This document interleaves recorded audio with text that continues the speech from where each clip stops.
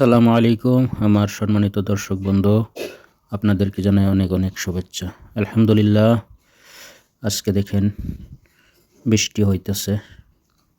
কিভাবে কালকে এত রৌদ্র, গরমের জন্য বাহিরে বের হওয়াটা অনেক কষ্ট হয়ে গিয়েছিল, আর আজকে সেটা পরিবর্তন হয়ে একদম ঠান্ডা ঠান্ডা মৌসুম হয়ে মেঘ পড়তেছে। তো সব কিছুই আল্লাহর কুদরত, যে আল্লাহ চাইলে বৃষ্টিও দিতে পারে, আল্লাহ চাইলে রৌদ্রও দিতে পারে। ভাই, সেরকম আমাদের সবারই কল্যাণ আল্লাহ তাআলার হাতে রইয়াছে। যে আমরা যতই খামসাই, যতই কিছু করি, আমাদের নসিবটা আল্লাহ তাআলা আমাদের সৃষ্টি হওয়ার আগেই আল্লাহ তাআলা আমাদের নসিবটা লিখে দিয়েছিল। আর আপনার নসিবে আপনার যেখানে আপনার আল্লাহ তাআলা লিখেছে সেটা আপনি যে কোনো হালতে সেটা পাবেনই পাবেন ইনশাল্লাহ। আপনার ভাগ্যের একটি দানা থাকা পর্যন্ত আপনার মৃত্যু কখনোই আসবে না। কেন? এই রিজিক আল্লাহ তাআলা দুনিয়া সৃষ্টির 50,000 বছর আগেই আল্লাহ তাআলা লিখে দিয়েছে। তে ভাই, আমরা যে রিজিকের পিছনে দৌড়াই, রিজিকের মালিক তো আল্লাহ। তে রিজিক আল্লাহ তাআলা সবার নির্ধারিত করে লিখে দিয়েছে।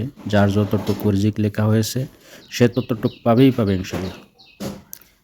আর এই ভাগ্যর যে চাকাটা আছে না, সেটা কিন্তু আল্লাহর হাতেই। আর যদি তাই না হইতো, এই দুনিয়ার ভিতরে সবাই ধনী থাকতো। দেখেন, মেহনত কিন্তু সবাই করে, সবাই মেহনত করে, ধনী হওয়ার জন্য সবাই মেহনত করে, কিন্তু হতে পারে কতখানি, যতখানি আল্লাহ তাআলা লিখেছে। আর যদি তাই না হতো, তাহলে এই দুনিয়ার ভিতরে মানুষ সবাই ধনী থাকতো। সবাই থাকতো না ভাই, সবাই তো ধনী হওয়ার জন্যই খামসায়। তে ভাই, দুনিয়াটা আমরা যতটুক আমাদের তকদিরে লিখেছে ততটুক আমরা পাবোই ইনশাল্লাহ। কিন্তু আখিরাতের জন্য আপনার মেহনত করতে হবে। আখিরাতটা আপনি যদি বসে থাকেন তাহলে আপনি পাবেন না। সেটা আল্লাহ তাআলা আপনার হাতে নির্ধারিত করেছে। আপনি যদি চান যে আমি আখিরাতে আমি যেন ভালো অবস্থায় থাকি, আল্লাহ যেন আমার সাথে ভালো ব্যবহার করে, আল্লাহ যেন আমাকে জান্নাত নসিব করে, তাহলে আল্লাহর হুকুম মানতে হবে। আল্লাহর হুকুম, আল্লাহর নবী সাল্লাল্লাহু আলাইহি ওয়াসাল্লামের তরিকা অনুযায়ী চলতে হবে। নামাজ আদায় করতে লাগবে, রোজা রাখতে লাগবে, সত্য পথে চলতে লাগবে।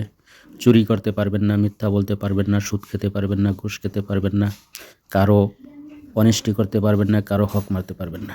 এখানে যদি মেনে চলি তাহলে আমাদেরকে আল্লাহ তাআলা